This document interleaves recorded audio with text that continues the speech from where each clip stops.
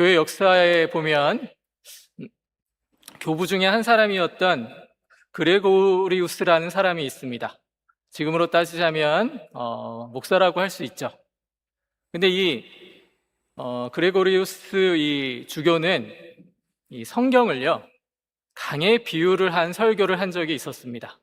굉장히 탁월한 설교였다라고 이제 역사의 기록을 보면 찾을 수 있는데, 그분이 이 성경에 대해서 어떤 비유를 했냐면 그 강으로 표현을 했습니다. 그러면서 그 강은 어린 양도 걸을 수 있을 만큼 얕고 코끼리도 헤엄칠 수 있을 만큼 깊다라고 표현을 했습니다. 참 은혜롭고 재미있는 표현입니다. 이 표현의 진위를 잘 살펴보면 바로 누구나 하나님의 말씀을 읽고 들을 수 있다라는 것을 말하면서 그 하나님이 주시는 은혜 안에 거하는 것에 대해서 설명을 해주는데, 문제는 우리가 말씀 앞에서 어린 양이 아니라 코끼리인 줄 안다라고 하는 것이 문제라고 지적했습니다. 이게 무슨 말씀인지 아시겠습니까? 여러분은 코끼리인지 어린 양인지를 한번 생각해 보시기를 바랍니다. 만약 코끼리인 줄 안다라고 생각한다면 바로 이런 것입니다. 그 말씀은 다 압니다. 그 본문은 다 들어서 알고 있습니다. 성령에 대한 설교도 많이 들어봤습니다. 그런데 문제는 어떤 인생의 물살이 조금만 깊어지고 거세지면 우리는 곧 깨닫게 됩니다. 내가 코끼리인 줄 알았는데 어린 양이었구나. 이런 사실을 말입니다. 내가 코끼리가 아니었구나. 아직 어린 양이었구나. 이 사실을 알게 된다는 것입니다. 그러나 여러분, 바로 은혜가 여기에 있습니다. 주님은 어린 양 같은 우리를 말씀의 강에 혼자 내버려 두지 아니하셨습니다. 진리의 성령을 보내셔서 우리를 그리스도의 진리 가운데로 인도하십니다. 그래서 오늘 예수님께서는 우리에게 말씀하고 계십니다. 내가 아직도 너희에게 이를 것이 많으나 지금은 너희가 감당하지 못하리라. 그러나 진리의 성령이 오시면 그가 너희를 모든 진리 가운데로 인도하시리니. 자, 오늘 이 말씀을 여러분이 잘 새겨 들으시기를 바랍니다. 여러분이 어린 양인지 여러분이 코끼리인지를 깨닫는 시간이 되시기를 바랍니다. 진리의 성령께서 어떻게 하나님의 자녀들, 연약하기만 한 어린 양 같은 우리를 그리스도께로 인도하시는지를 오늘 본문의 말씀을 통해서 여러분이 깨닫는다면 여러분은 코끼리가 될 수 있습니다. 저는 동물이 되기 싫은데요. 이렇게 쳐다보시는 분이 있는데 비유로 설명한 것인지를 여러분이 이해하시기를 바랍니다. 자, 우리는 신앙생활을 하면서 자주 질문을 하곤 합니다. 어떤 질문을 하냐면, 하나님, 왜 이런 일이 저에게 벌어지는 겁니까? 왜 기도했는데 도대체 아직 응답이 없는 겁니까? 왜 믿음으로 살려고 하는데 마음이 이렇게 흔들립니까? 왜 저 사람은 나보다 못났는데 저 사람은 성공하는 것 같은데 저의 환경은 왜 이렇습니까? 우리는 설명을 원합니다. 답을 원합니다. 분명한 이유를 알고 싶어 합니다. 앞으로 어떻게 될지도 알고 싶어 하죠. 근데 예수님은 오늘 그런 기대와는 전혀 다른 말씀을 하시고 계십니다. 내가 아직도 너희에게 이를 것이 많으나 지금은 너희가 감당하지 못하리라. 이 말씀은요, 예수님께서 말씀하실 것이 없다라는 뜻이 아닙니다. 진리가 부족하다는 뜻도 아닙니다. 문제는 제자들이 아직 그 말씀을 감당할 수 없다는 데 있습니다. 그들은 예수님과 함께 있지만 십자가의 의미에 대해서 몰랐습니다. 예수님이 죽으셔야 하는 이유도 몰랐고 부활의 영광도 이해하지 못하고 있었습니다. 그러나 주님은 그런 제자들을 책망하지 않으셨습니다. 그들의 연약함을 아시고 선물을 약속하시죠. 그게 바로 성령이십니다. 그래서 오늘 말씀은 우리에게 이렇게 말씀하고 계십니다. 첫 번째로, 주님은 우리의 한계를 아신다라는 것입니다. 우리를 지으신 분이 우리의 부족함을 모르시지 않는다라는 것이죠. 두 번째로는 성령은 우리를 그리스도의 진리로 인도하신다라고 선포하셨습니다. 마지막으로 성령은 그리스도의 영광을 드러내시기 위해서 우리에게 오신다라고 이야기하십니다. 그래서 우리가 계속해서 반복적으로 말씀드리는 이 본문의 말씀, 내가 아직도 너희에게 이를 것이 많으나 지금은 너희가 감당하지 못하리라. 이 말씀의 뉘앙스를 여러분이 잘 이해하셔야 합니다. 이 말씀은 너는 모르니까 모르고 있어라, 이런 말씀이 아닙니다. 굉장히 따뜻하고 굉장히 위로가 되는 하나님의 말씀입니다. 주님은 제자들이 아직 감당하지 못한다라는 사실을 알고 그들을 위해서 배려하셨습니다. 이제 성경의 본문의 내용을 보면 예수님은 이제 곧 붙잡히셔서 십자가에 달리실 것입니다. 제자들은 흩어질 것이고 베드로는 주님을 부인하게 됩니다. 주님은 이 모든 사실을 아셨습니다. 그런데 주님은 제자들을 포기하지 않으십니다. 버릴 것을 알면서도 붙잡을 수 있다라는 것, 이것이 우리의 구주 되시는 예수님만이 하실 수 있는 일입니다. 그들의 무지를 아셨지만 버리지 않으셨고 그들의 두려움을 아셨지만 끊어내어 버리지 아니하셨습니다. 이게 바로 주님의 은혜입니다. 우리도 그렇습니다. 말씀을 들어도 다 이해하지 못합니다. 여러분이 설교를 다 이해할 수 있다라고 생각한다면 그것도 교만일 수 있습니다. 우리는 말씀을 이해할 수 있는 그러한 자격도 안 되고 실력도 없습니다. 말씀을 전하는 저나 여러분들이나 어린 양에 불과하기 때문에 그렇습니다. 하나님의 뜻을 안다고 말하지만 막상 어려움이 오면 흔들리는 것이 우리의 모습이라는 것입니다. 믿음이 있다고 고백하지만 마음 깊은 곳에는 여전히 두려움이 있고 그 두려움을 바라보지 못하는 실력이 내 눈을 가로막고 있다라는 것입니다. 그러나 주님은 우리의 연약함을 분명히 아시는 분입니다. 우리가 얼마나 쉽게 지치는가, 우리가 얼마나 자주 흔들리는가, 얼마나 빨리 낙심하는가, 어떤 사람에 의해서 상처를 받는가. 주님은 우리를 억지로 몰아세우지 아니하십니다. 오히려 진리의 영이신 성령을 허락하십니다. 여러분, 어린아이가 병원에서 큰 치료를 받아야 한다라고 생각해 보십시오. 아이들을 길러보신 분들은 아실 겁니다. 부모는 의사에게 자세한 설명을 듣습니다. 치료의 과정, 회복 기간, 주의할 점 다 의사에게 듣습니다. 그러나 어린아이에게 의사에게 들은 내용을 이야기하면서 설명해 주지는 않습니다. 그대로 설명하기도 어렵고 감당하기 어렵기 때문에 그런 것입니다. 부모는 한 가지만 약속을 합니다. 괜찮아, 엄마 아빠가 옆에 있어 줄게. 조금 아플 수 있지만 치료하고 나면 좋아질 거야. 이런 이야기밖에 할 수 없다라는 것입니다. 아이에게 필요한 것은요, 의학 지식이 아닙니다. 부모와 함께 한다라는 사실입니다. 신뢰할 만한 약속이라는 것이죠. 아이는 부모 곁에 있을 때 가장 평안함을 느낀다고 합니다. 그렇다면 사람은 어디에 있을 때 가장 평안함을 느낄까요? 그건 당연히 하나님 안에 거할 때입니다. 하나님 안에 거하는 평안함을 느끼지 못한다면 아직까지 우리는 가야 할 길이 멀다라는 것이죠. 신앙이 그렇습니다. 하나님은 때때로 우리에게 모든 이유를 다 설명해 주지 않으십니다. 성경도 마찬가지입니다. 그러나 중요한 것은 하나님은 우리를 홀로 내버려 두시지 않는다라는 사실입니다. 다 이해하지 못할 때에도 주님은 우리를 붙들고 계시다는 사실이 중요합니다. 여러분이 감당할 만한 수준이 안 됨에도 불구하고 우리를 진리 가운데로 인도해 주십니다. 그러므로 믿음은 모든 것을 다 이해하는 것이 믿음이 아닙니다. 믿음은 다 알지 못해도 주님의 손에 붙들려 있는 것입니다. 이것을 요한복음 16장 13절에서 이렇게 얘기합니다. 그러나 진리의 성령이 오시면 그가 너희를 모든 진리 가운데로 인도하시리니. 여기서 중요한 것은요, 진리의 성령입니다. 성령은 단순한 감정이 아닙니다. 우리가 찬양을 부를 때 기뻐서 찬양하지만 어떤 때에는 그게 진정한 찬양인지, 정말 음악적으로 내가 너무 좋아서 생기는 감정인지를 우리는 구별해내기 어렵습니다. 예배 중에 느끼는 뜨거운 분위기나 종교적 흥분이 아니라는 것입니다. 성령은 하나님이시기 때문에, 성부와 성자와 함께 거하시는 하나님이시기 때문에 그 성령께서 우리를 진리로 인도해 주신다라는 것입니다. 성령께서 하시는 중요한 일은 우리를 진리 가운데로 인도해 주시는 것입니다. 그런데 성경은 여기서 말하는 진리는 단순한 정보가 아닙니다. 여러분이 성경에 대한 지식을 아무리 많이 가져봐도 그것이 실제적인 삶에 적용이 되시는지는 의문을 느끼실 때가 많으실 겁니다. 성경에 대해서 많이 안다라고 하는 것이 우리를 하나님의 사람으로 만드는 것은 아니라는 것입니다.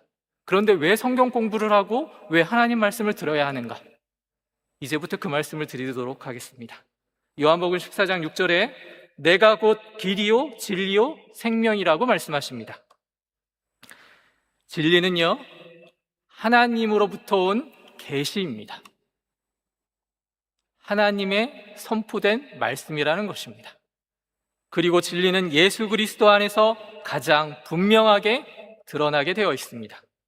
그러므로 성령께서 우리를 모든 진리 가운데로 인도하신다라는 것은 우리를 예수 그리스도로 더 깊고 넓게 인도하신다라는 뜻입니다. 성령은 성경과 다른 새로운 복음을 주시는 그런 분으로서 소개되는 것이 아니라 성령은 이미 그리스도 안에서 완성된 복음을 깨닫게 하시는 분이라는 것입니다. 제자들을 보십시오. 그들은 예수님의 말씀을 직접 들었습니다. 여기에 있는 그 누구보다도 예수님의 말씀을 직접 들은 자이고 3년 동안 제자 훈련 받은 사람들입니다. 기적도 보았습니다. 그러나 십자가 앞에서 어떻게 했습니까? 철저히 무너졌습니다.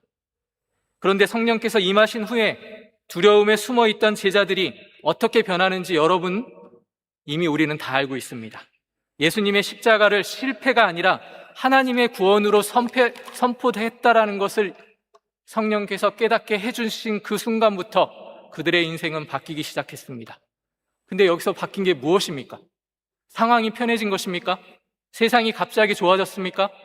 제자들의 어떤 상태, 제자들의 환경, 이런 것이 좋아졌습니까? 그렇지 않습니다. 제자들의 눈이 열리게 된 것입니다. 성령께서 그들을 진리 가운데로 인도해 주셨다라는 것이 바로 이런 의미입니다. 시력이 좋지 않은 사람은 안경 없이 길을 걸으면 모든 것이 흐릿하게 보입니다.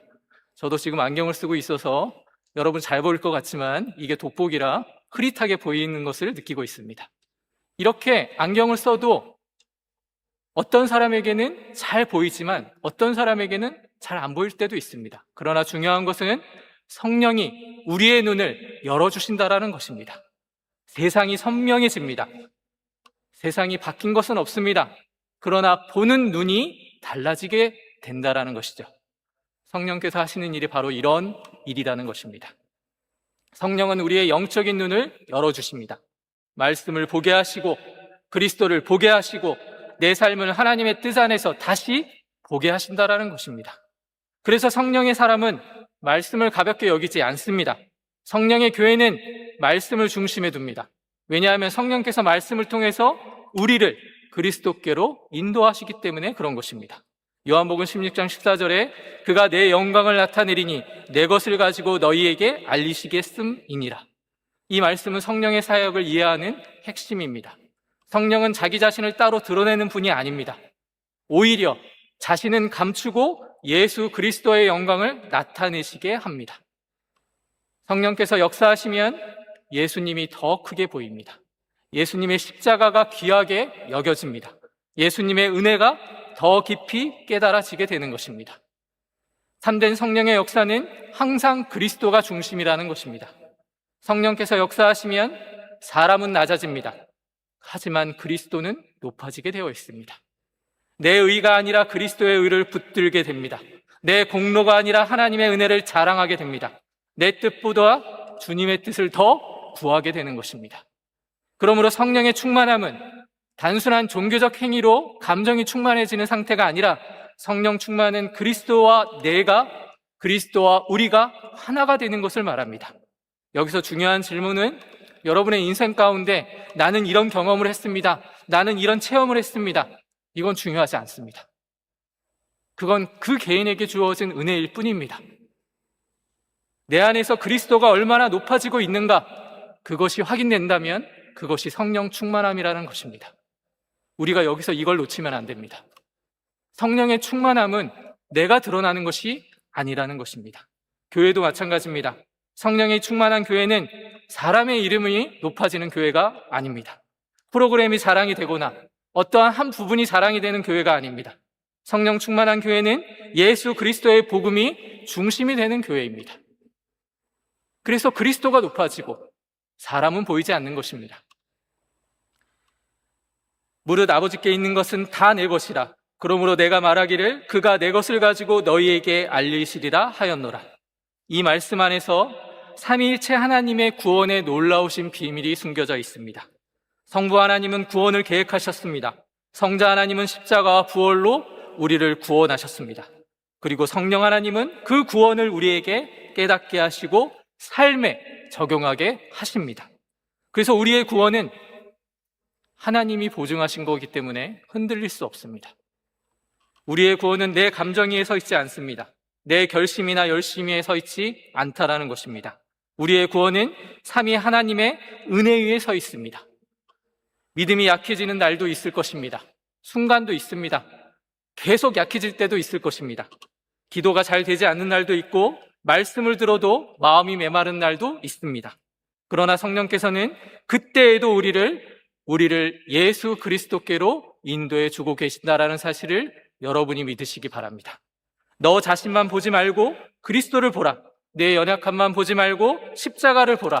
내 실패를 보지 말고 부활하신 주를 바라보라. 성령은 우리를 절망으로 몰고 가지 않으십니다. 성령은 우리를 그리스도의 은혜 안으로 인도하시는 진리의 영이십니다. 사랑하는 성도 여러분, 오늘 말씀은 우리에게 세 가지를 마지막으로 언급하고 있습니다. 첫째는 지금 여러분 열심히 들으셨겠지만 다 이해되지 않아도 괜찮습니다. 그래서 낙심하지 마십시오. 그리고 설교가 잘 들리지 않는다고 해도 거기서 멈추지 마십시오. 제자들도 처음부터 다 알아듣지 못했습니다. 그러나 주님은 그들을 버리지 않으셨습니다.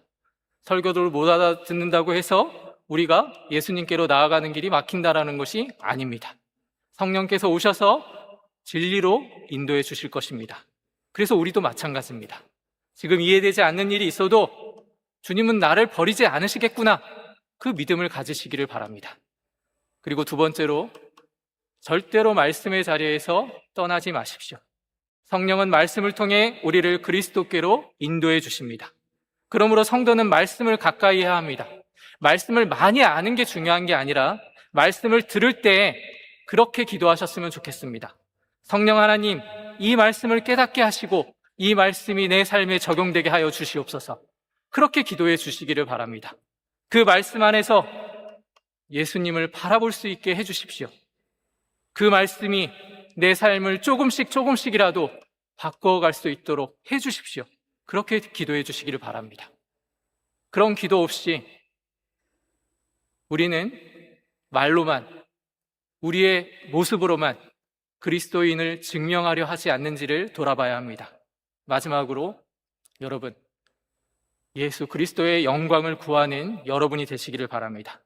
성령께서 하시는 일은 그리스도를 영화롭게 하시는 것입니다. 이 말은 하나님을 영화롭게 한다라는 것입니다. 그러므로 성령의 인도를 받는 사람은 자신의 영광을 내려놓습니다. 내가 드러나야 한다라는 마음이 아닙니다. 주님이 높임을 받으셔야 한다라는 것입니다. 죄송한 얘기지만 목사의 눈에 봤을 때 교회가 높아지고 사람이 높아지는 이러한 것들을 반복해서 볼 때마다 저 자신도 그럴 때가 많습니다. 우리가 과연 누구를 높이며 살아가고 있는가? 진지하게 고민해 보시기를 바랍니다. 우리는 하나님 안에서 겸손해야 합니다. 하나님은 진정으로 하나님이 주시는 마음으로 겸손함을 가질 때 우리를 높여주시는 분이십니다. 그 약속은 우리에게 하시는 말씀입니다. 진리의 성령이 오시면 그가 너희를 모든 진리 가운데로 인도해 주시리라. 그러나 성령께서 여러분이 하나님의 자녀된 본분을 이 성령 안에서 누리시고 느끼시고 그리고 여러분이 여러분의 삶에서 확인해 가시기를 바랍니다. 사실 우리는 아직 이 모든 것을 감당할 만한 수준은 안 될 수도 있습니다. 그러나 중요한 건 성령 하나님이 여러분을 붙들고 계시고 여러분을 인도해 주실 것입니다. 앞으로 우리는 더 많이 흔들릴 수 있습니다. 그러나 우리가 믿는 거룩하신 성삼위 하나님은 흔들리는 분이 아니십니다. 흔들리지 않는 분이 우리를 붙잡고 계시다라는 사실을 믿으시기 바랍니다. 그 진리의 성령이 오셔서 우리를 그리스도로 인도해 주셨습니다. 그래서 우리는 흔들릴 수 없습니다. 십자가를 다시 붙들어 나아가시기를 바랍니다. 십자가는 나의 고난이 아닙니다. 그리스도께서 이미 짊어지신 우리의 죄입니다. 여러분 스스로가 그 죄를 짊어지지 아니하셨습니다. 그러면 예수님만 믿고 나아가십시오. 여러분의 영광을 드러내려고 노력하지 마십시오. 하나님의 영광만이 여러분을 세워주실 것입니다. 그런 하나님을 믿으시고 그런 하나님의 은혜 안에 굳게 서 나가시는 우리 베를린 선한목자교회 성도들이 되시기를 주님의 이름으로 축원합니다. 기도합니다.